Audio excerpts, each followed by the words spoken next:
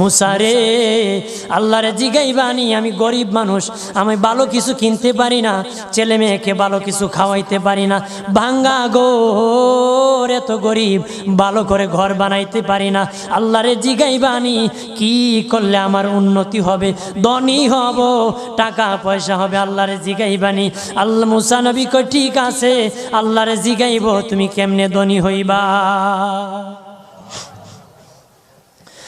আল্লাহ নবী মুসা নবী তিন রাস্তার মোড়ে যা দেখে একটা লোক বসে আছে, তার দুই হাত নাই, দুই পা নাই, দুই হাত নাই, দুই পা নাই।